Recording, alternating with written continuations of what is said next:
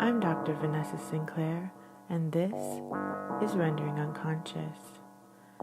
Today's guest is Sharron Kraus with her paper, Art as Alchemy.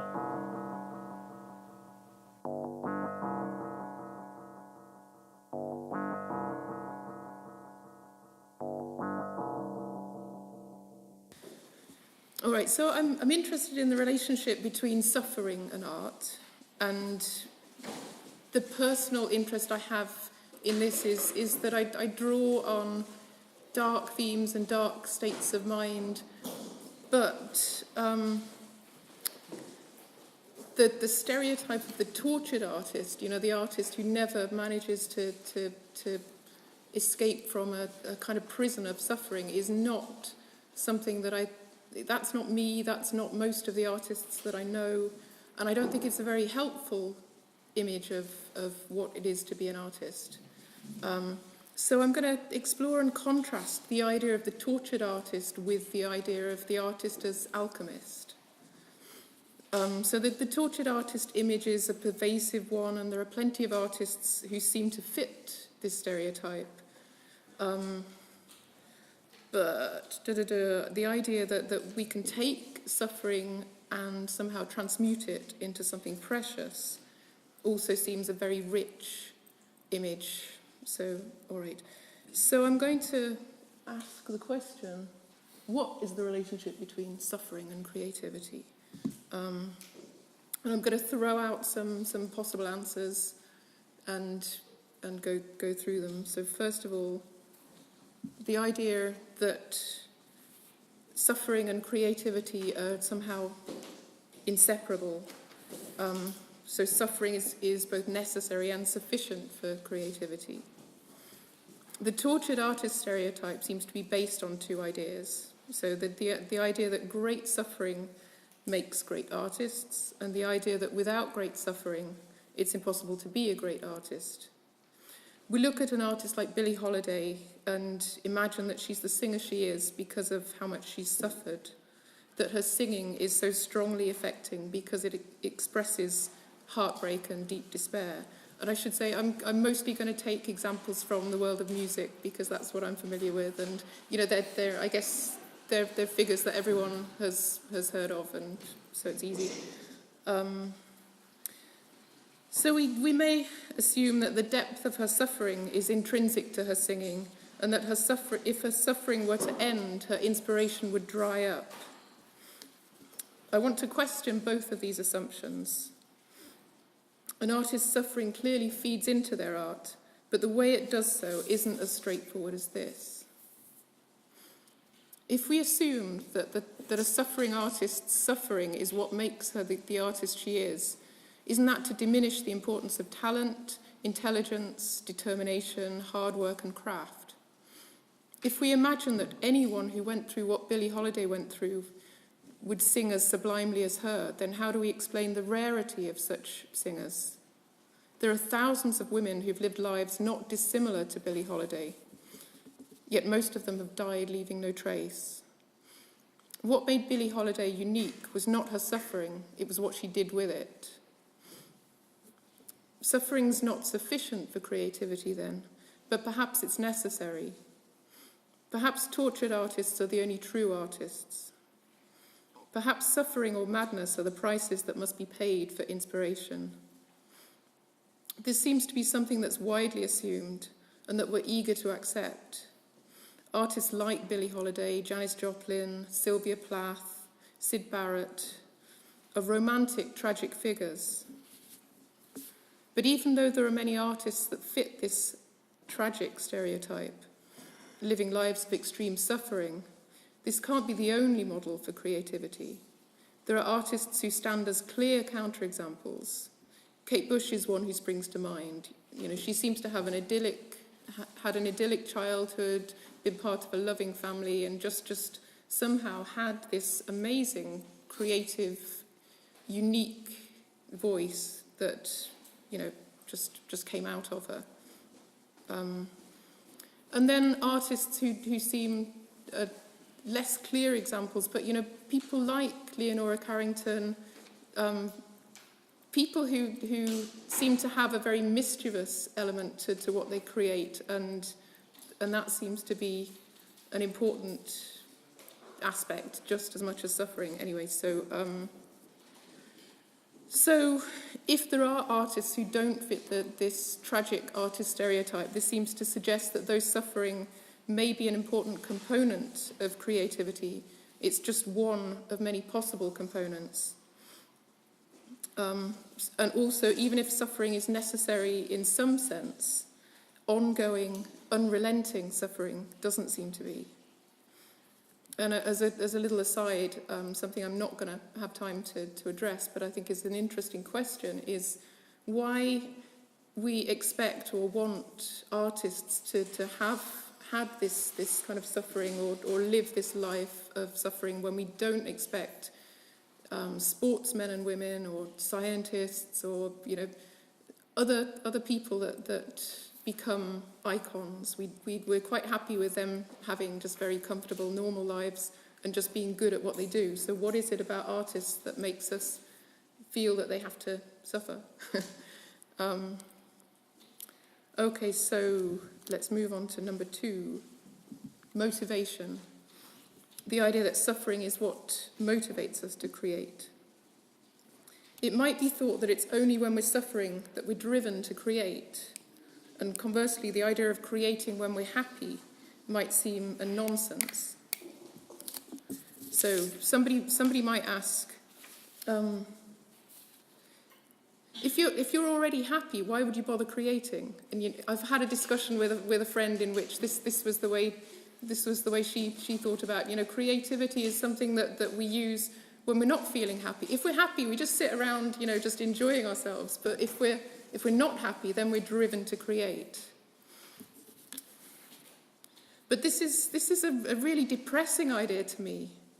If it were true, then it would seem to trap artists in a prison of perpetual suffering. So, you know, the idea that if we ever find happiness, then we lose our inspiration, we lose our motivation. But I think it's only if we're in the grip of the tortured artist stereotype that this way of thinking about the creative impetus seems right.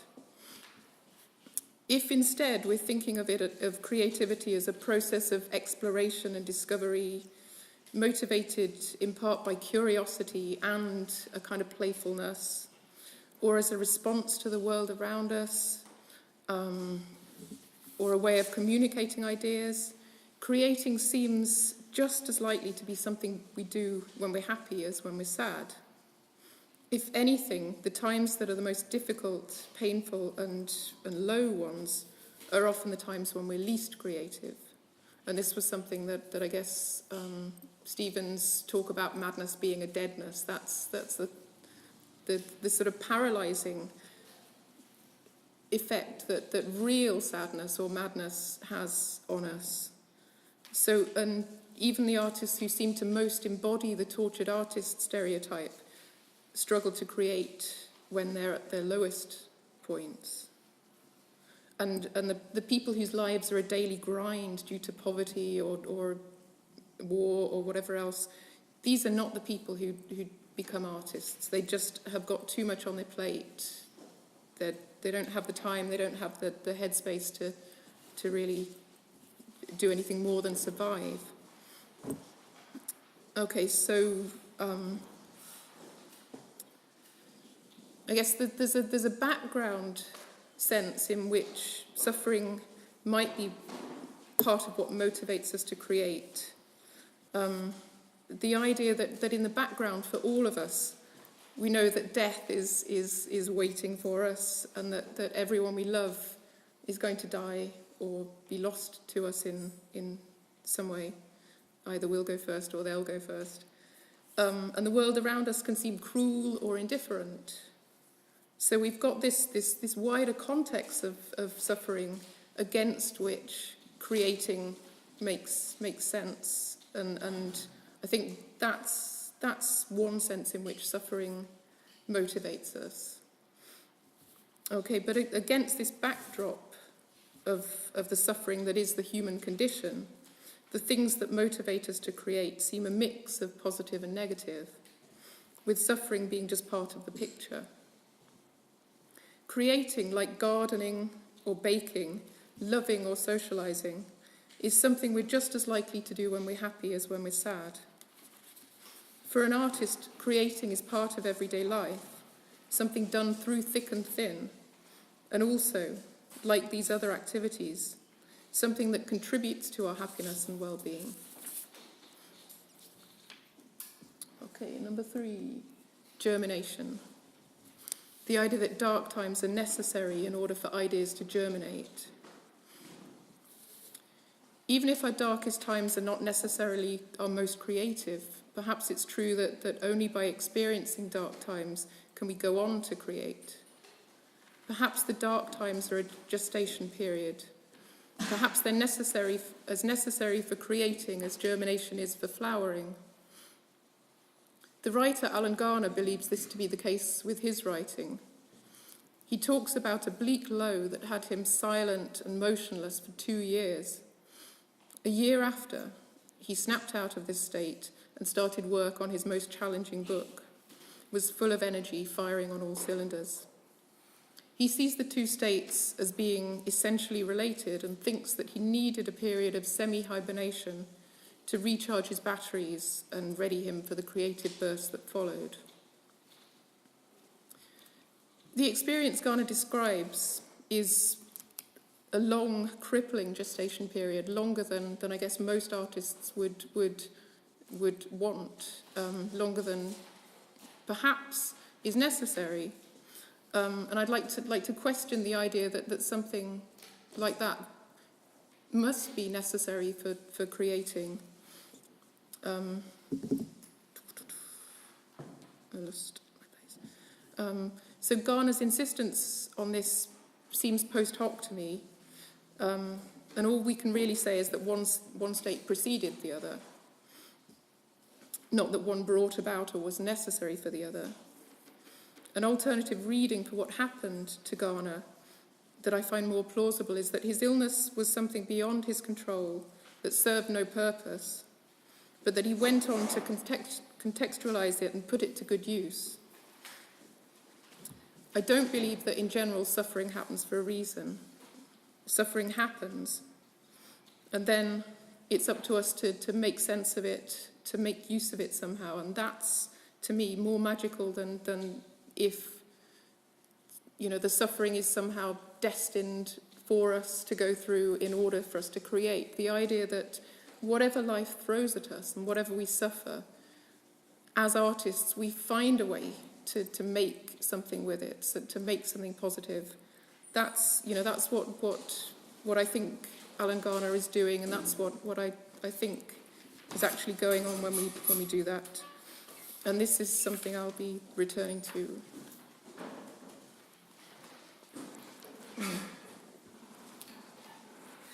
It does seem likely that periods of doing nothing are important to creativity. Planting seeds in the subconscious and leaving them to germinate seems a part of the creative process. And this horticultural imagery of planting seeds and tending them and having the patience to allow them to shoot in their own time, this seems a good metaphor for creativity.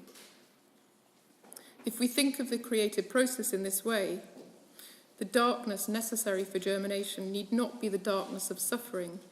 It may be the darkness of sleep or temporary forgetting, of meditation or ritual work, or just a period of time during which the spotlight of our conscious attention is turned off. Okay, so number 4, subject matter. Sadness, suffering, and darkness are good copy. Suffering, tragedy, violence, madness, etc. do feature highly in great art, but so too do things like love, hope, courage, kindness, and joy. Whatever ingredients go into the pot, whether we succeed in creating depends on what we do with them, not just on them being there. A catalogue of suffering doesn't automatically make for great art, any more than a shopping list of exotic ingredients guarantees a tasty meal. We must combine our ingredients skillfully. An artist must take suffering and make something with it, do the actual creating. Suffering along with anything else that goes into the pot, has to be transformed. It's worth stopping at this point to reflect on the role art plays in our lives. Why do we value art? Why do artists make it? Jeanette Winterson is eloquent on this subject. She talks about art as the thing that stands between us and the abyss, saying that the tragic paradigm of human life, or this is a quote, I didn't see the quote mark. Here we go, Jeanette Winterson.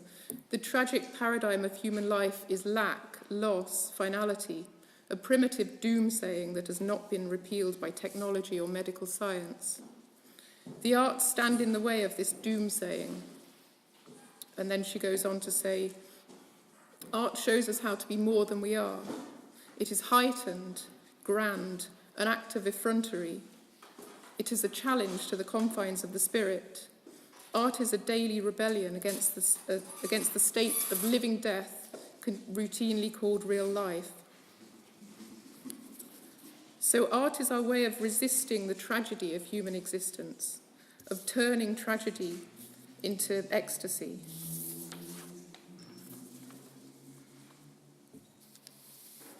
That art can release us from the prison of suffering is a large part of why we value it and why we continue to make it.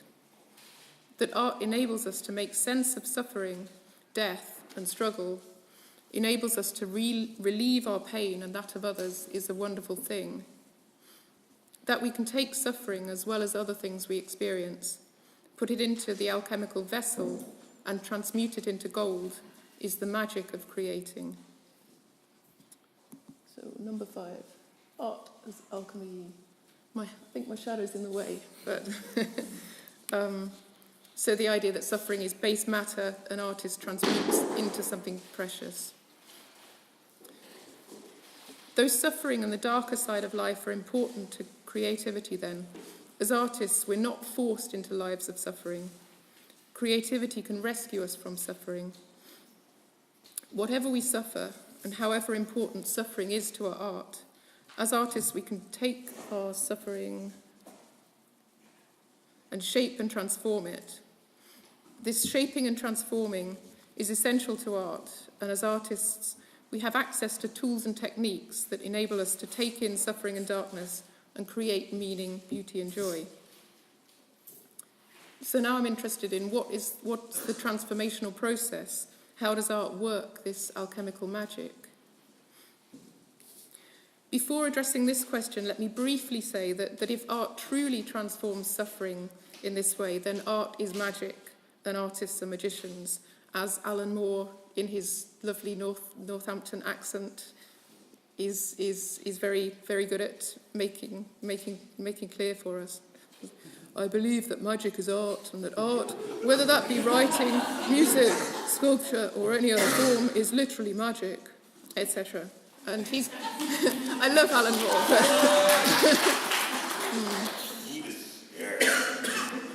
Yeah.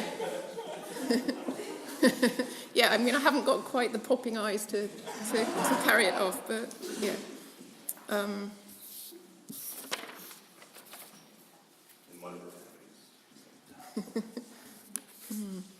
Okay, so there seem to be two main ways that art transforms suffering.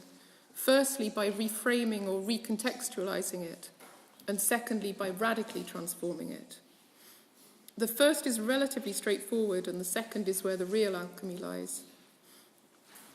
Sometimes we create by taking an experience and presenting it in a way that imbues it with meaning.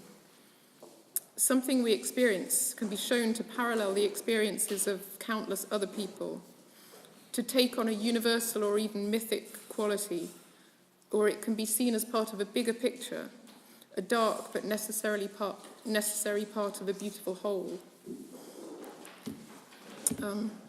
How this is done depends on the skill of the artist, their particular set of skills. So, for example, when a novelist decides what aspects of a scenario to put in and what to leave out, whether to make a narrative linear or non-linear, what aspects of the characters to show us and how to do this and when to do this. She does all of these things in a way that frames or presents the story to us in a certain way. In doing so, she works her magic, showing us beauty, form, and pattern where we'd otherwise fail to see any. Creating links or resonances where previously there were none, taking disparate elements and connecting and harmonizing them. Sometimes in creating, a greater alchemy is necessary. Our starting points, experiences, emotions, ideas, aims, whatever, undergo a radical transformation, and what emerges as the finished work bears no more resemblance to them than a butterfly bears to the caterpillar that went into the chrysalis it came out of. And this analogy is apt. Caterpillars don't grow into butterflies. The transition that takes place in the chrysalis involves an intermediary state of complete breakdown into a formless caterpillar soup, which the cells that grow into wings, antennae, etc., feed on. I think it's helpful to think of the space in which creating takes place as an alchemical vessel, a hermetically sealed space free from outside interference. What happens within it is governed by its own aesthetic rules and is not an extension of ourselves, a place for our egos to run wild or our insecurities or repressed desires to be pandered to. For desires for things such as money, recognition, and success to dictate how we work. I think it's not even a therapeutic space where we do, what we think will heal us. When any of these external pressures exert themselves within the creative space, they warp the process. We must put ourselves in service to the creative process, putting aside these other things whilst we work. And we should be vigilant at keeping them out and notice when they try to smuggle themselves in, as they'll inevitably try to do. And what I'm saying here is there's a clear parallel for me between this creative space I'm talking about and ritual space that we create to work in. It's not that we're needing to isolate ourselves and be separate from the world, but it's that there is this space that's defined and works according to its own rules, that we don't allow the unhelpful things into. So also we must let the work go beyond what initially motivated it. The relationship between artist and artwork is like the relationship between parent and child. To succeed at parenting, we must have our children's best interests at heart and act to serve their needs, not cling to them or use them to serve our interests. So it's the same with our creative work. If our work serves as a receptacle for our fantasies and unfulfilled wishes, if it serves to bolster our self-esteem, boost our egos, we'll fail as artists. Though our experiences inform the work, we must grant the work independence, allow it to cut its ties with them, to develop according to its own rules, forgetting them, leaving them behind, like a boat cut adrift on a wide sea leaves the shore. We must relinquish control and allow the work to lead us. And while we work, we inhabit the symbolic realm of the work, and we work and rework within it, manipulating symbols according to the rules of the space. These rules, like the rules of a game, allow some moves and sort of disallow others. So we're not imposing anything from the outside. We don't project our own shit onto the work. We don't allow considerations such as whether our audience or our critics will like it to constrain or direct the work. Whatever experiences inspired us to start with, they're now forgotten as well, and we focus on the medium. We focus on the symbols we're using. whether it's words, sounds, melodies, rhythms, whatever. We edit and tweak, we change words that don't scan, we find rhymes, we find rhythms, we evoke moods using these symbols. We create interesting shapes. We just allow the symbols to congeal and come together into something new. And the work we make will only have integrity if it's formed in this way.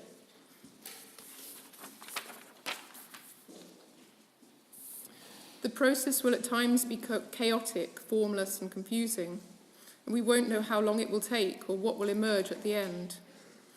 Sometimes it will feel like we're achieving nothing, and at other times there'll be exhilarating breakthroughs and a sense of things falling into place. We'll need to trust the process and follow where it leads us. If we do so, in the end, we'll emerge with something precious.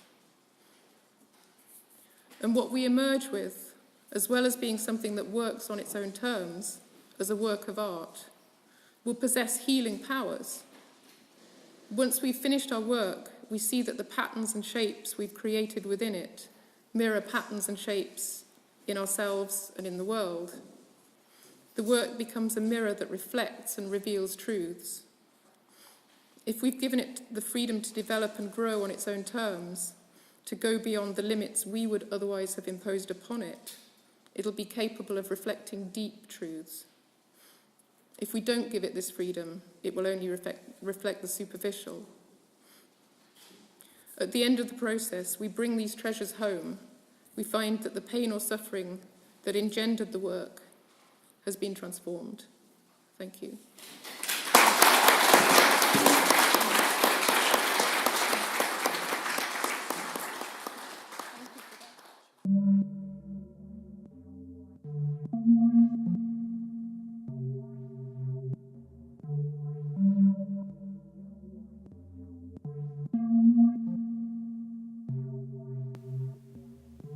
Thank you for listening to Rendering Unconscious.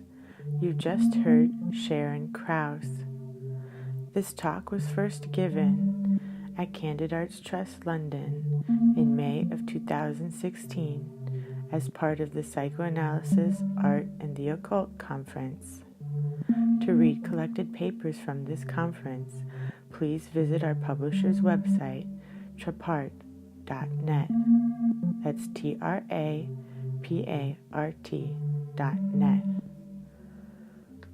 For more about Sharron Kraus, please visit her website, www.sharronkraus.com. That's SHARRONKRAUS.com.